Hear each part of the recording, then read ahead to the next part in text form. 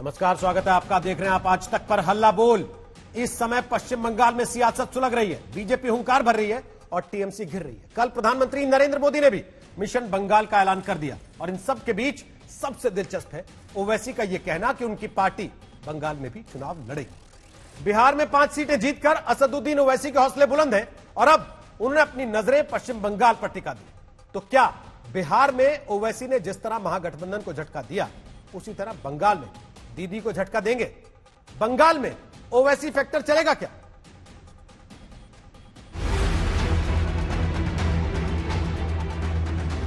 B team, सी team, vote कटवा, पैसे लेते हैं। जब जब मोदी मुश्किल में होते हैं तो ओवैसी उनके साथ खड़े हो जाते हैं। हम लोगों ने थोड़ा हल्के से एमआईएम को लिया, ओवैसी को लिया। जीतेंगे हारेंगे वो तो जनता तय करेगी, अल्लाह बताएगा।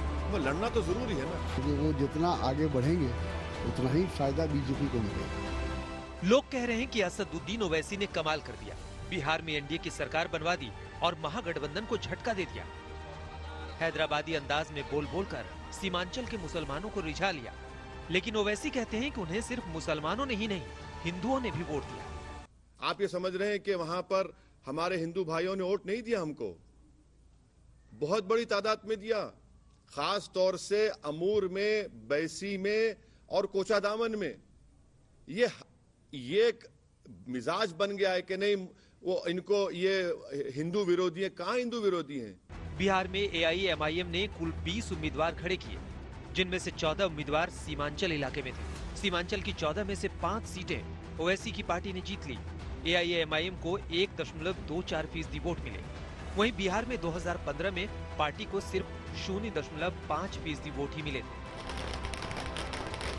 बिहार में 5 सीटों की जीत से ओवैसी और उनकी पार्टी किस कदर गदगद थी, इस बात के सबूत तब मिले जब नतीजे वाली रात हैदराबाद में जोरदार आतिशबाजी हुई। जीत के बाद एआईएमआईएम के 5 विधायक हैदराबाद पहुंच गए और पार्टी के अध्यक्ष से मुलाकात की। 5 साल बहुत मेहनत की, ऑर्गेनाइजेशन को स्ट्रेंथन किए, वहां जाते रहे। सीमांचल की अंडर डेवलपमेंट की हम बात किए। सीमांचल में बाढ़ आई तो हम लोग मेडिकल कैंप, रिलीफ कैंप चलाए। वो एक कनेक्शन पैदा हुआ हमारे लोगों की मेहनत की वजह से। तो ये हम मेहनत किए और अल्लाह का करम है, वहां की जनता ने इसको सराहा, उसको कबूल किया। 5 सीटों पर ओवैसी की पार्टी के उम्मीदवारों की जीत के साथ एक बात साफ हो गई कि एआईएमआईएम ने जीत के लिए चुनाव लड़ा। जहां पार्टी को जीत नहीं मिली, वहां ओवैसी के उम्मीदवारों को बहुत ज्यादा वोट भी नहीं मिले। ओवैसी जी कभी नीतीश बाबू को अटैक नहीं करेंगे, सुशील मोदी के बारे में कुछ नहीं कहेंगे, कांग्रेस और तेजस्वी यादव जी पर हमला बोलेंगे। क्यों? क्योंकि जब जब मोदी मुश्किल में होते हैं तो ओवैसी उनके साथ खड़े हो जाते हैं। आरएसएस और ओवैसी, एआईएमआईएम एक ही सिक्के के 2 पहलू हैं। क्या क्या आपने कुछ बाकी नहीं रहा ना बोलने के लिए। अब तो बी टीम, सी टीम, वोट कटवा, पैसे लेते हैं, फुला करते हैं। अब हम हेलीकॉप्टर में उड़ रहे तो कहा कि पेट्रोल फुला डाल रहा है। भले ही ओवैसी खुद को वोट कटवा होने से मना कर रहे हों, लेकिन उन्होंने मुस्लिम बहुल सीमांचल इलाके में कांग्रेस और आरजेडी का खेल जरूर खराब कर दिया। इसको समझने के लिए कुछ आंकड़ों को देखते हैं। पूर्णिया की अमौर सीट पर कांग्रेस के अब्दुल जलील मस्तान पिछले 36 सालों से विधायक थे। इस बार उन्हें सिर्फ 11% वोट मिले हैं, जबकि एआईएमआईएम के अख्तरुल ईमान ने 55% से ज्यादा वोट हासिल करके जीत दर्ज की है। बहादुरगंज सीट पर कांग्रेस के तौसीफ आलम पिछले 16 सालों से विधायक थे। इस बार उन्हें सिर्फ 10% वोट मिले, जबकि एआईएमआईएम के अंजार नईमी ने 47% से ज्यादा वोट हासिल की। शायद यही वजह है कि महागठबंधन को इस बात का अंदाजा हो गया है कि ओवैसी को नजरअंदाज करके गलती हो गई। हम लोगों ने थोड़ा हल्के से एमआईएम को लिया, ओवैसी को लिया। हम लोग को उसी समय चेत जाना चाहिए था जब उपचुनाव में उनको कामयाबी मिली थी। लेकिन हम लोगों ने ये सोचा कि शायद वो ज्यादा हमारा नुकसान नहीं कर पाएंगे। ओवैसी को लेकर ये सवाल भी बार बार उठ रहे हैं कि आखिर उन्होंने महागठबंधन में शामिल होकर चुनाव क्यों नहीं लड़ा। हमको तो कोई हाथ लगाने तैयार नहीं है ना।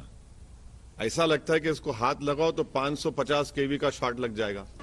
बहरहाल ओवैसी का मिशन बिहार खत्म हो चुका है और अब वो मिशन बंगाल की तैयारी कर रहे हैं। बंगाल के मुसलमान ममता दीदी के वोट बैंक हैं, जिसमें सेंध लगाने की कोशिश वो जरूर करेंगे। मैं बंगाल का इलेक्शन लड़ूंगा, क्या करेंगे आप? मैं लड़ूंगा, यूपी का भी लड़ूंगा 2022 में, हर जगह लड़ूंगा मैं। जीत हार तो जनता तय करेगी, मेरे मुकद्दर में तो होगा। बिहार चुनाव में इस बार Owaisi talk of the town रहे, लिहाजा ये तय है कि पश्चिम बंगाल चुनाव में गैर बीजेपी पार्टियों में उनका खौफ जरूर दिखेगा। आज तक ब्यूरो। तो आपको बता दें कि हल्ला बोल में आज हमारे साथ गौरव भाटिया हैं, वो बीजेपी के प्रवक्ता हैं। हमारे साथ अभय दुबे हैं, वो कांग्रेस पार्टी के प्रवक्ता हैं। हमारे साथ लव कुमार होंगे, वो जेडीयू का पक्ष रखेंगे। हमारे साथ मृत्युंजय तिवारी होंगे, वो आरजेडी का पक्ष रखेंगे। और हमारे साथ सैयद असीम बकार एआईएमआईएम से आने वाले थे, लेकिन अचानक कुछ निजी दिक्कतों की वजह से वो शायद इस कार्यक्रम का हिस्सा न बन पाए। हालांकि हम इंतजार करेंगे उनकी पार्टी से अगर कोई और प्रवक्ता इस कार्यक्रम में शामिल हो सके। आप सबका स्वागत है। सबसे पहले मेरा सवाल अभय दुबे आपसे है, क्योंकि आप लोग लगातार ये कहते रहे कि महागठबंधन की हार की वजह ओवैसी का सीमांचल में चुनाव लड़ना भी बना। तो आपको लगता है कि बंगाल में ओवैसी फैक्टर चलेगा? देखिए रोहित जी, बीजेपी ओवैसी भाई भाई है। जहां भारतीय जनता पार्टी तेल डला देती हेलीकॉप्टर में और सूची थमा देती, वहां ओवैसी जी लड़ने जाते हैं। अभी मैंने आपके टेलीविजन पर सुना, वो बिहार के बाढ़ का दर्द यहां परिलक्षित कर रहे थे। उसी समय जिस समय चुनाव में वो बिहार के चप्पे चप्पे पर घूम रहे थे सीमांचल के, उनका आधा शहर बाढ़ से डूबा हुआ था। हैदराबाद 50 मौतें हो गई।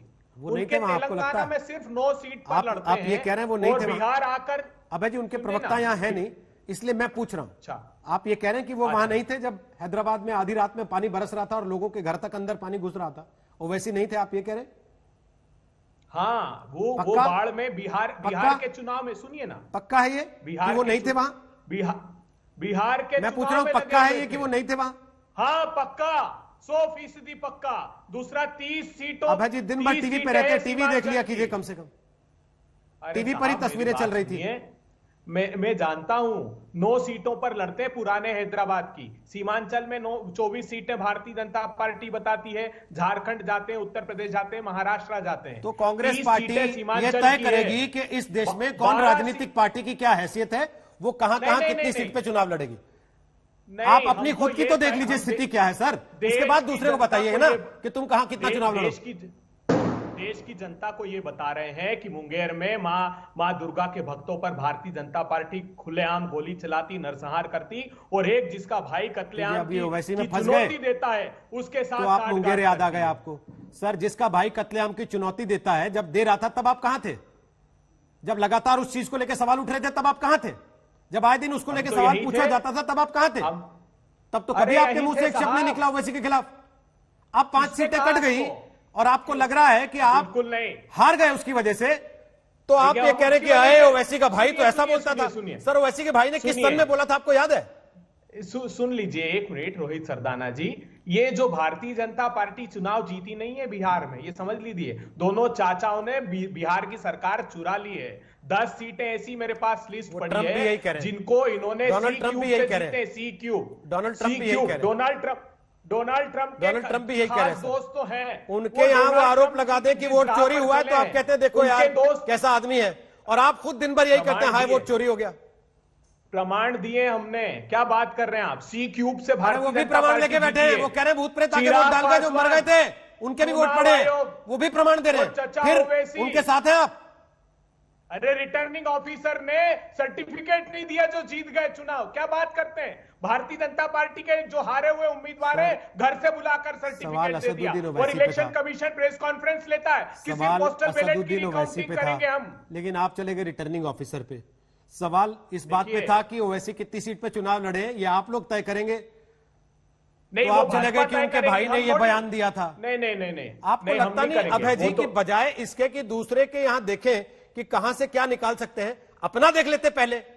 नहीं, बिल्कुल। मैंने कल भी एक शेर सुनाया था आपके सहयोगी को, और आप क्योंकि ज्यादा थोड़ा इन चीजों को पढ़ते लिखते हैं तो आपको भी सुना देता हूं। तमाम उम्र गालिब मैं ये भूल करता रहा, पता नहीं मुझे हालांकि ये गालिब का शेर है कि नहीं, लेकिन अमूमन लोग ऐसे ही सुनाते हैं। तमाम उम्र गालिब मैं ये भूल करता रहा, धूल चेहरे पे थी और आईना साफ करता रहा। सर एक बार मुंह धो के देखिए ना, क्या पता अच्छा दिखने लगे। नहीं, देखिए, उनके दामन की सियाही तो मिटा लो पहले, हम पे इल्जाम लगाने वालों। उनका हमें थोड़ी ना मिटानी है, अपना दामन वो खुद साफ करेंगे। हम क्यों करें? भारतीय जनता पार्टी हम का तो आपसे कह रहे हैं अपना तो कर लीजिए। बताना जरूरी है रोहित सरदाना जी देश को। एक तरफ वो अतिवादी विचारधारा से अघोषित गठबंधन कर रहे हैं, और जो तेलंगाना में समझौता किससे करते हैं? असदुद्दीन ओवैसी। सरकार किसके साथ चलाते हैं? जो खुलेआम सीए एनआरसी का समर्थन मोदी जी के लिए करते हैं, उनसे गठबंधन करते हैं, और यहां भाजपा की स्क्रिप्ट को पढ़ते हैं आकर के। और नियोजित रूप से भारतीय जनता पार्टी ने तय किया है कि उनके खिलाफ जहर उगलो। गौरव जी के पास जाऊं, गौरव जी जवाब दें। उससे पहले मैं 2 सवाल पूछ रहा हूं। एक, अमेठी में ओवैसी लड़ रहा था जो राहुल गांधी हार गए वहां से। 2, वायनाड में ओवैसी जैसों से आपने गठबंधन नहीं किया होता तो जीत लेते क्या राहुल गांधी? बहुत अच्छी बात आपने की है। देखिए, भारतीय जनता पार्टी वहीं की सूची ओवैसी को देती जो मुस्लिम बाहुल्य क्षेत्र हैं। मैंने आपको राज्य दर राज्य गिना दिए, आप देख लीजिए उठा करके। बाहर चुनाव लड़ते ही नहीं बीजेपी। तो मतलब आप जहां जहां हारते हैं वहां ओवैसी जिम्मेदार होते हैं, आपकी पार्टी की कोई गलती नहीं होती उसमें। वरना आपकी पार्टी 250 में से 220 सीट ले आती बिहार में, है ना सर? बिहार का ओवैसी ने लड़ी 14 सीटें। अच्छा, मैं आपको वो 14 जोड़ के दे देता हूं कि चलिए 19 के साथ 14 जोड़ लीजिए, 33 हो गए। 70 सीट लड़ी थी आपने, क्यों हार गए बाकी की 37? कौन सा ओवैसी आ गया था? रोहित सरदाना जी, गंभीरता से बात सुनिए। भारतीय जनता पार्टी कोई प्रचंड बहुमत से या जेडीयू नहीं जीता है। मैं तो कह रहा हूं नहीं, 12,000 मैं तो कह रहा हूं उनसे बड़ी पार्टी आरजेडी। वोट ज्यादा मिले सर, मैं तो कह रहा हूं आरजेडी उनसे बड़ी पार्टी है। अपना बताइए ना सर, आपके पास सबका बही खाता है, अपना खोलने में डरते हैं क्यों? अपना खोलिए ना सर, गठबंधन दूसरों का खोलते बैठ के बही खाता। अरे हमने जो त्याग किया है रोहित सरदाना जी, वो आरजेडी जानती है। आपका त्याग जो उत्तर प्रदेश में हुआ था ना, तीसरे दिन अखिलेश यादव के यहाँ से बयान आने लगे थे कि इनकी वजह से साइकिल की हवा निकल गई। सुनिए, हमारा त्याग ये था कि गठबंधन के लिए हमने सिटिंग एमएलए भी दे दी सीट, हमने जो कमजोर सीटें थी वो स्वीकारी। ऐसा नहीं है, ये बात बाहर करने की नहीं है, लेकिन हम जानते हैं प्रतिकूल परिस्थितियों में कुछ समझौता करना पड़े तो राजनीतिक दल करते हैं, क्योंकि यहां पहली प्राथमिकता थी बिहार के युवाओं के रोजगार। यहां पहली प्राथमिकता थी जो बिहार बदहाली और बर्बादी की कगार पर है, उसको सही रास्ते पर लाना। आप प्रतिकूल परिस्थिति देखें तो किसी भी हद तक समझौता करने को लेट जाए। ओवैसी 14 सीट पर चुनाव लड़ ले तो हाय हाय तौबा तौबा हो जाए। अरे आप क्या कहा था आपके शो में? त्यागी जी ने क्या कहा था जेडीयू के? उन्होंने कहा था कि झारखंड भाजपा हार गई, मध्य प्रदेश हार गई, छत्तीसगढ़ हार गई, राजस्थान हार गई, वेस्ट बंगाल हार गई, पुदुचेरी हार गई, दिल्ली हार गई, पंजाब हार गई। उसके बाद हमने बिहार की जीत दिला कर दी। तो ये समझ रहे हैं आप जो बार बार स्ट्राइक रेट की बात करते हैं। प्रधानमंत्री जी 2010 में नहीं थे, तब 91 सीट थी बीजेपी की वहां, और अब बीजेपी जब पीएम 15 में आए थे तब 53 सीट हो गई वहां। क्या स्ट्राइक रेट था? अभय जी, मैं और किसी पार्टी का रिकॉर्ड आपसे पूछ ही नहीं रहा, सबके प्रवक्ता बैठे अपना अपना रिकॉर्ड लेके बैठे। आपके पास सबका रिकॉर्ड जीते ना, अपनी पार्टी का रिकॉर्ड नहीं है। आपने 19 सीट जीती, मध्य प्रदेश जीते ही, कांग्रेस आपने 19 सीट जीती सर। मध्य प्रदेश जीतने के बाद जो सारे विधायकों पे आपने आरोप लगाया कि ये धोखेबाज हैं, उनमें से कितनों को जनता ने वापस जिता दिया? देखिए, उपचुनाव, अब ये मत कहिएगा क्योंकि मैं बिहार चला गया था और कमलनाथ बिहार चले गए थे इसलिए सब हार गए, रोहित जी, या पीछे से ओवैसी आ गया था वहां भी। कमलनाथ, देखिए, जो मुख्यमंत्री कमलनाथ जी होते और ये उपचुनाव होते तो 100% सीटें हम जीतते हैं। उपचुनाव आमतौर पर सरकारों की तरफ झुकता है, इस बात को हमको स्वीकार करना। सर, मेरे को केवल एक बात का जवाब दे जी, 70 सीट पे आपने चुनाव लड़ा, 19 सीट आपके खाते में आई, 14 सीट पे ओवैसी के उम्मीदवार थे, वो 14 की 14 ओवैसी से आप छीन लीजिए, 33 कर लीजिए अपनी। बाकी 37 पे कौन से ओवैसी के भूत थे जो हार गए आप लोग? क्या हुआ वहां? मैंने आपको कहा कि अपेक्षाकृत कमजोर सर, आपसे ज्यादा लेफ्ट पार्टियों के जीत गए लोग। हाँ, बिल्कुल रोहित सरदाना जी, हमने 40 में से 27 जीती थी पिछली बार। अरे क्या बात पिछली बार? तो फिर 1957 का बता दीजिए, 1984 का बता दीजिए कि हमने तो इतनी सीटें ले ली थी, उससे खुश हो जाइए। फिर बात मौजूदा चुनाव की हो रही है ना सर। मेरा निवेदन इतना है कि इस चुनाव में भी अपेक्षाकृत परफॉर्मेंस हमारा अच्छा था, कमजोर सीटें हमारे हिस्से में आई थी, ये सार्वजनिक रूप से मैं कह रहा हूं। हमारे सीटिंग एमएलए को भी हमने सीटिंग एमएलए भी हमने देखिए, संगठित रूप से तीनों दलों की जीत एक साथ देखनी पड़ेगी। हमारे वोट आरजेडी में ट्रांसफर हुए, हमारे वोट लेफ्ट में ट्रांसफर हुए, उनके वोट हमें ट्रांसफर हुए। आपने बंगाल की उम्मीद छोड़ दी है, इसका मतलब जब ओवैसी ने कह दिया कि हम बंगाल में चुनाव लड़ेंगे, बंगाल की उम्मीद छोड़ दी आपने? अभी 9 सीटें कुल मिला के विधानसभा में आपकी। आप देखिए कल दो नेताओं के वक्तव्य एक साथ आए, एक देश के प्रधानमंत्री जी का जिन्होंने जिक्र किया कि वेस्ट बंगाल का चुनाव है, एक ओवैसी का जिसने कहा वेस्ट बंगाल जाऊंगा। तो ये स्क्रिप्ट, ये पटकथा तैयार होती है। अब भारतीय इनके पास है क्या? मैं बताता हूं, भारतीय जनता पार्टी के पास अभी गौरव भाटिया जवाब दें प्रधानमंत्री के बयान को लेके, लेकिन इससे एक चीज और पता लगती है, आप लोग अभी पिछला रोना रो रहे हैं, वो लोग अगली तैयारियों पे निकल चुके हैं, उनके टारगेट क्लियर है। आपको अपना पिछला हिसाब पता नहीं अभी तक। देखिए कि क्यों हार गए आप कर जीतने की, आप वजह ढूंढ रहे हैं किसी और पे ठीकरा फोड़ दें। देखिए प्रधानमंत्री जी ने जिक्र किया पूरे चुनाव में बिहार के उठाकर देख लीजिए 1.25 लाख करोड़ के पैकेज का, बंगाल में जाएंगे अभी तैयारी कर दी उन्होंने। वो ये भारतीय जनता पार्टी जो वेस्ट बंगाल का स्थानीय निकाय का चुनाव भी बांग्लादेश की हिंसा के चित्र लगाकर लड़ती है, जानते हैं? ये समझ लीजिए इन्होंने खाका तैयार कर लिया वेस्ट बंगाल के चुनाव का। ओवैसी के प्रवक्ता है नहीं तो मुझे कुछ चीजें बड़े सीधे सीधे सपाट तौर पे आपसे पूछनी पड़ी और आगे भी पूछूंगा मैं। गौरव भाटिया, आपको अधिकार है, गौरव भाटिया, और मैं निर्भीकता से उसका जवाब। गौरव भाटिया, ओवैसी फैक्टर चलेगा बंगाल में? और आप लोग लड़ाते हैं कि उनको चुनाव, हालांकि वो तो मना कर रहे हैं, लेकिन कांग्रेस तो इसी बात पे एडमेंट है कि नहीं आप ही लोग तेल भरवाते हैं उनके हेलीकॉप्टर में। पहली लाइन 3 की। रोहित जी केवल 14 मिनट हुए हैं, मुझे लगा कि 19 सीटें जीती हैं तो कम से कम 19 मिनट तो आप देंगे ना कांग्रेस के प्रवक्ता। सर 14 मिनट में भी उन्होंने जवाब नहीं दिया, ये देख लीजिए आप। तो कह रहा हूं अभी 5-6 मिनट और पूछिए उनको, कोई दिक्कत नहीं। हम लोग तो मूक दर्शक बन के देख रहे हैं कि आप प्रश्न उनसे पूछ रहे हैं। कोई बात नहीं, बड़ा भारी प्लेयर है पूरे देश की राजनीति में, गौरव जी उनको मिलना चाहिए। बुरा मत मानिए भाटिया जी, बताइए तो आप उनके हेलीकॉप्टर में तेल डलाते हैं क्या? मैं बुरा नहीं मानूंगा, लेकिन चलिए अब मैं शुरुआत करता हूं। इसका आधा समय ही मुझे दे दीजिएगा, मैं उतने में ही संतोष कर लूंगा। सबसे पहले जब कल देश के यशस्वी प्रधानमंत्री नरेंद्र मोदी जी ने देश को संबोधित किया तो हर भारतीय को और खासकर हर बिहारी को गर्व हुआ। और गर्व इसलिए हुआ क्योंकि उन्होंने बताया कि अगर आप जनता के प्रति समर्पित हैं तो जनता आपको सराखों पे बैठाएगी। और जो भ्रष्टाचारी युवराज हैं, जो खुद जंगल राज के प्रतीक युवराज हैं, उनकी हार होना निश्चित थी। लेकिन मैं आपको एक बात बताता हूं, देखिए आज आपके इतने प्रश्न थे और एक बार आपको उत्तर नहीं मिला।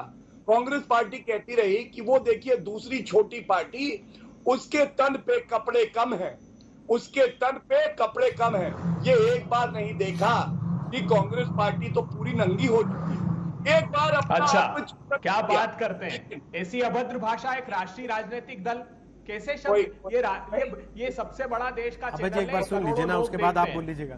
पहले ही वो परेशान है, 14 मिनट आपने ले लिए, एक बार उनको सुन तो लीजिए। उनके जितने अभद्र शब्द हो आप नोट कर लीजिए। भाटिया जी अच्छे परिवार जितने शब्द आपको अच्छे ना लगे प्रयोग मत कीजिए, आप अभद्रता कीजिए मगर इतनी ज्यादा नहीं। अभय जी जो जो शब्द आपको अच्छे ना लगे आप उनको नोट कर लीजिएगा और आप नहीं मैं उस पर नहीं उतरूंगा, उसके बाद जिक्र कर दीजिए। संस्कार नहीं है वो। सर छोड़ दीजिए ना, फिर संस्कार पे चले जाएंगे, गड़बड़ हो जाएगी।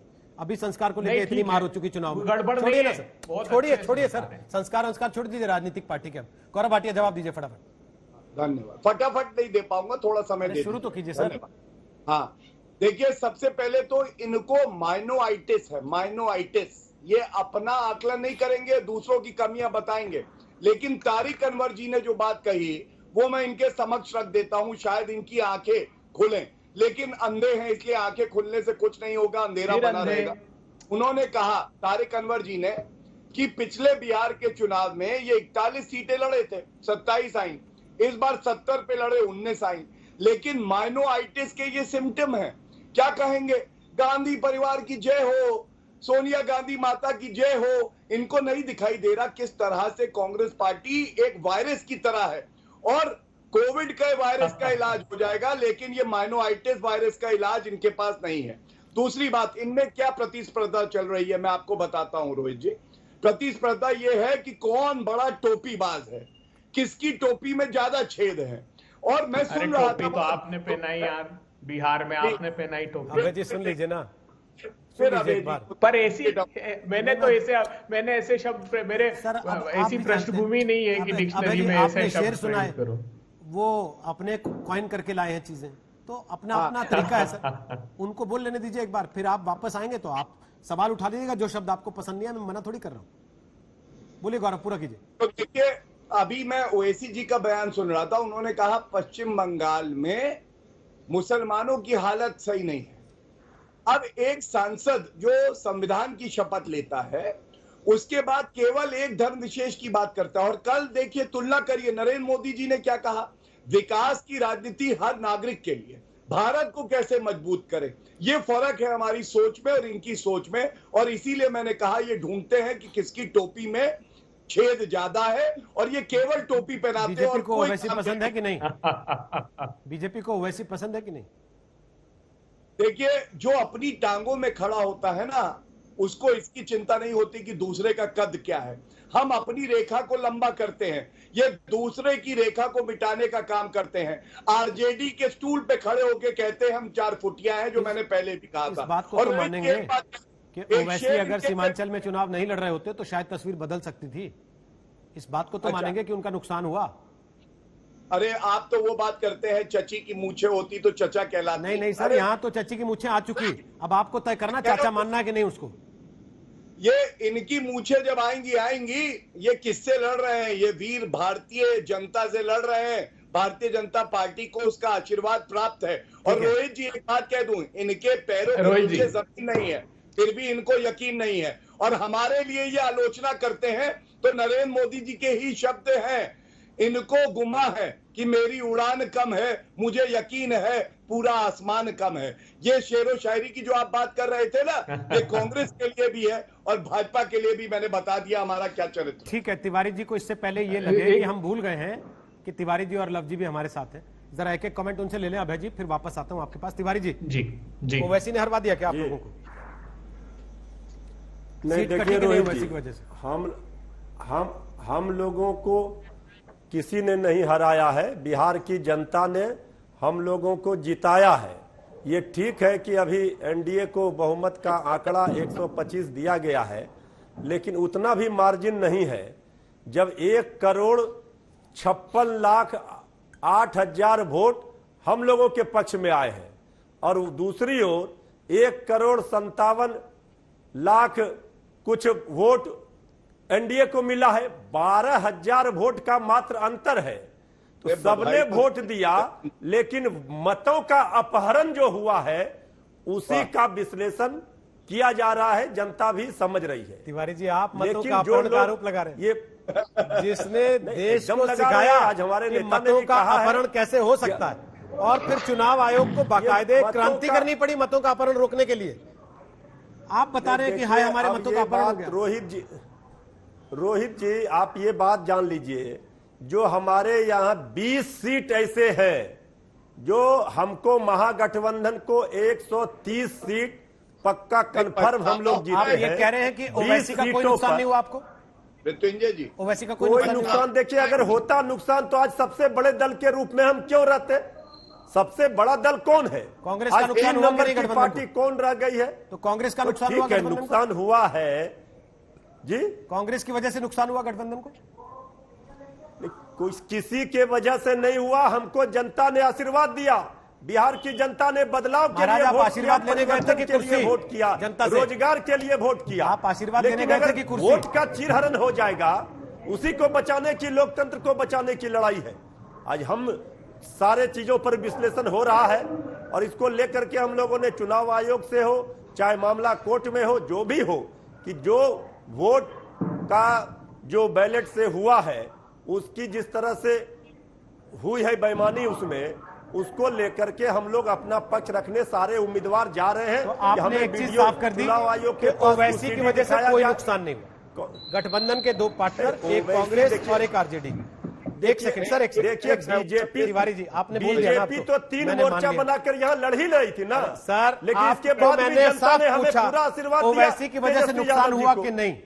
कोई भी पार्टी, चाहे वो बीजेपी हो चाहे वो जेडी हो, कोई भजन करने तो चुनाव में उतरता नहीं है।